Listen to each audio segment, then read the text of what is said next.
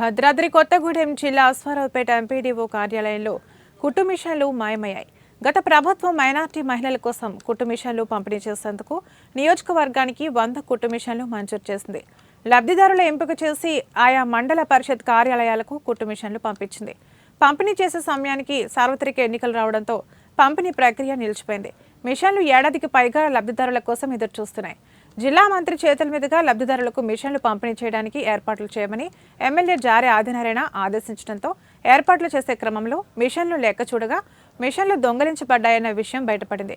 దీనిపై విచారణ చేసి దొంగలను పట్టుకోవాలని ఎంపీడీఓ పోలీసులను ఆశ్రయించారు.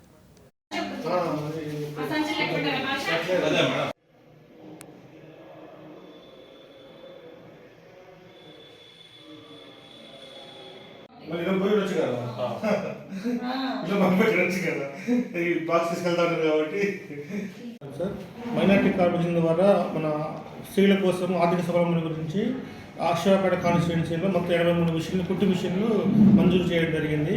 దాన్ని మన గవర్నమెంట్ హెడ్ క్వార్టర్ మండల పరిషత్తులో స్టోర్ చేశారు. అప్పుడు వెంబడే అన్ఎక్స్పెక్టెడ్ ఎలక్షన్స్ రావడం వల్ల పంపిణీ చేయడం జరగలేదు.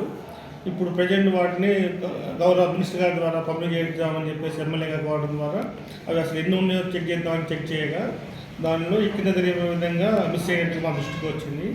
మోటార్స్ 83కి గాను 49 మిస్ అయినాయి. అలాగే హెడ్స్ 83కి గాను 19 మిస్ అయినాయి.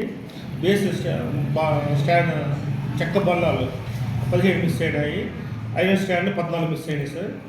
ఈ విషయాన్ని గత ఎంపీడీ గారి దృష్టికి తీసుకెళ్ళగా అది ఆఫీసర్